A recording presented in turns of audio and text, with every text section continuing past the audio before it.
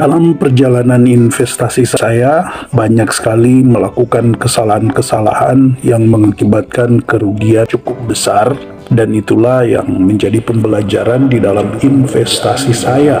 Dan pada kesempatan ini, saya akan coba membagikan setidaknya 8 hal yang saya tidak lakukan ketika membeli saham yang membuat saya banyak mengalami kerugian. Salam IHSG, investor harus selalu gembira. Sobat investor, 8 hal yang akan saya bagikan pada kesempatan ini saya rangkum dalam satu topik, yaitu jawab dulu pertanyaan ini sebelum Anda membeli saham. Ini menjadi pelajaran berharga di dalam perjalanan investasi saya, karena ternyata saya tidak menjawab pertanyaan-pertanyaan ini dengan benar ketika saya membeli saham, sehingga di fase-fase tertentu, sekalipun pada awalnya sudah begitu yakin, akhirnya saya sendiri ragu dan membuat keputusan yang salah dalam berinvestasi saham. Dan yang terbesarnya adalah menjual di saat lagi floating loss atau melakukan cut loss. Nah, pertanyaan yang pertama yang tidak saya jawab, yang juga saya harapkan Anda ke depan mulai bisa menjawab ini agar tidak melakukan kesalahan yang sama dengan saya, yaitu setelah 10 tahun bagaimana perusahaannya.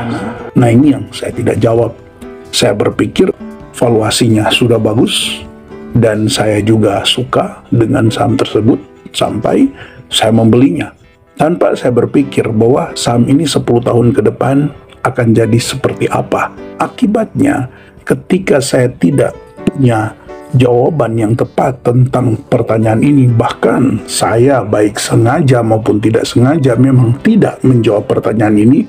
Nah, di fase-fase tertentu ketika terjadi fluktuasi harga saham, akhirnya saya memilih untuk cut loss.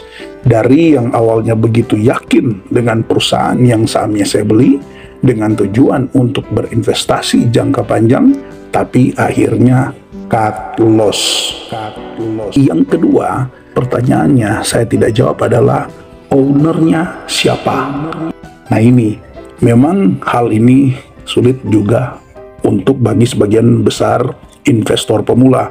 Menjawab pertanyaan ownernya siapa artinya mengenal pemilik perusahaan yang sahamnya kita beli tidak mudah, apalagi bagi pemula. Tetapi ternyata ini merupakan satu bagian yang sangat penting, ya, merupakan satu bagian yang sangat penting, sehingga tidak jarang akhirnya saya terjebak dengan saham-saham yang ownernya sebenarnya tidak sepenuhnya mengusahakan yang terbaik, emiten yang dia pimpin, sehingga makin lama pergerakan harga sahamnya makin tidak menentu dan terus mengalami koreksi yang juga dibarengi dengan kinerja perusahaan tersebut yang tidak membaik.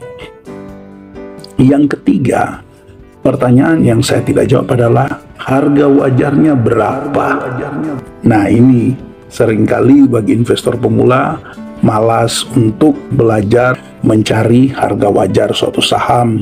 Ada yang sangat suka menangkap pisau jatuh, akhirnya terluka. Ada yang justrunya mengejar layang-layang yang sudah putus, akhirnya terjerat atau terjatuh di jurang. Pertanyaan yang keempat yang juga banyak kali saya tidak jawab adalah alasannya beli saham itu apa.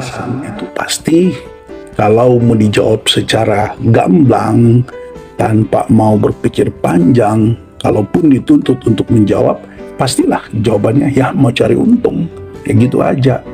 Nah, padahal ketika membeli saham tanpa ada alasan, di titik-titik tertentu, akhirnya kemudian saya ada di fase yang saya sendiri ragu dengan keputusan saya. Saya sendiri merasa tidak yakin dengan apa yang sebenarnya dari awal saya lakukan dengan begitu yakin. dengan begitu percaya diri, dengan begitu penuh harapan akan mendapatkan hasil yang maksimal. Tetapi ketika di titik tertentu, karena saya tidak punya alasan yang cukup kuat untuk menjadi pegangan bagi saya ketika melewati proses-proses dalam investasi saham, maka yang saya lakukan adalah cut loss atau menjual dengan rugi. Pertanyaan yang kelima, saya juga tidak jawab, yaitu tujuan membeli saham ini untuk apa? Jika memang tujuannya untuk investasi jangka panjang, seharusnya saya tidak dipengaruhi dengan fluktuasi.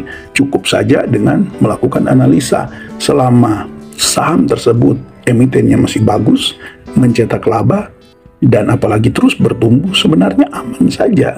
Walaupun memang bisa koreksi sangat dalam. Nah ini karena tidak menetapkan tujuan yang jelas, tujuan yang pasti, niatnya berinvestasi, malah jadinya justru hanya membeli saham dalam sehari, jual dalam hari tersebut juga.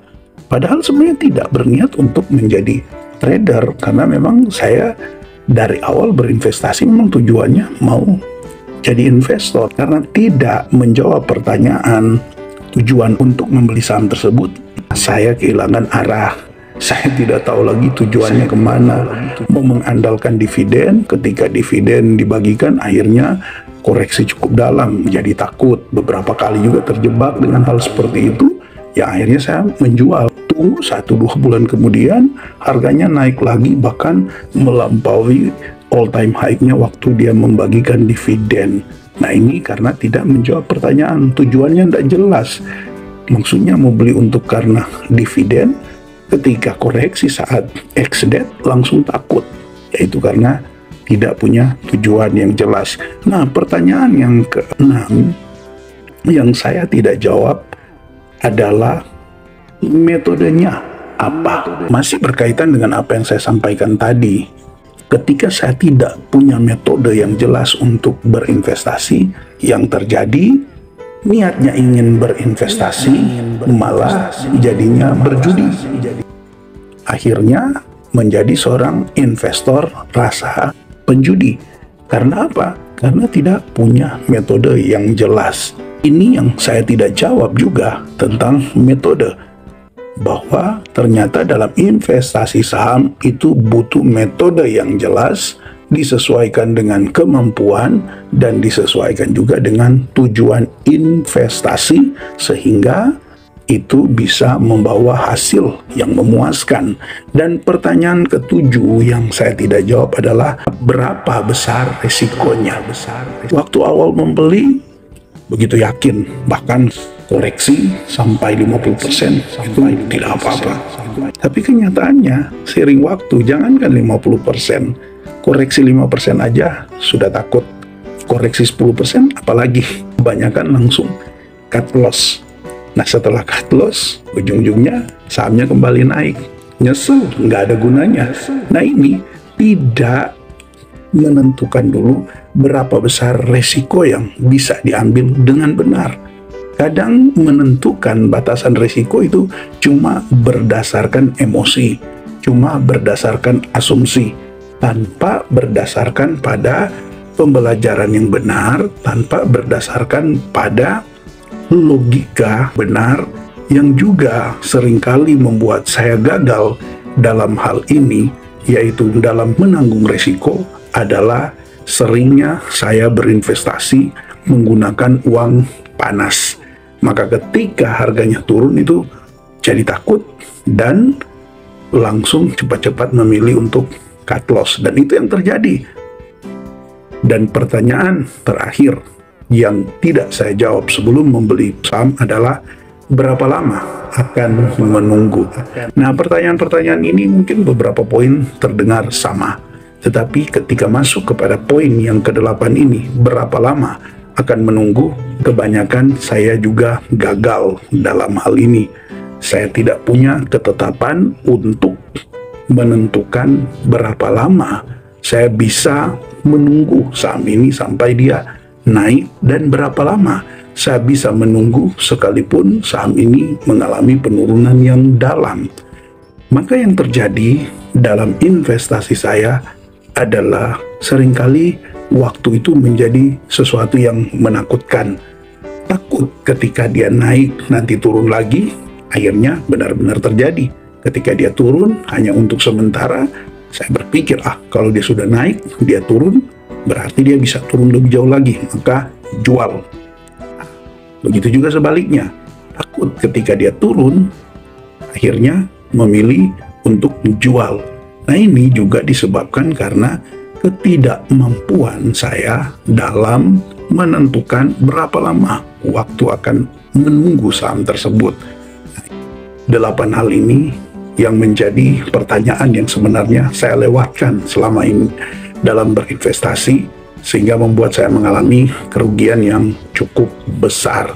Jadi teman-teman, mungkin ya dari 8 ini Anda mungkin punya tambahan-tambahan lagi, entahkah Anda mau tulis di kolom komentar, atau mungkin Anda buat catatan sendiri dan menjadi pertanyaan yang wajib Anda jawab, entahkah dari 8 ini jadi 10, jadi 15, jadi 20, atau berapapun itu.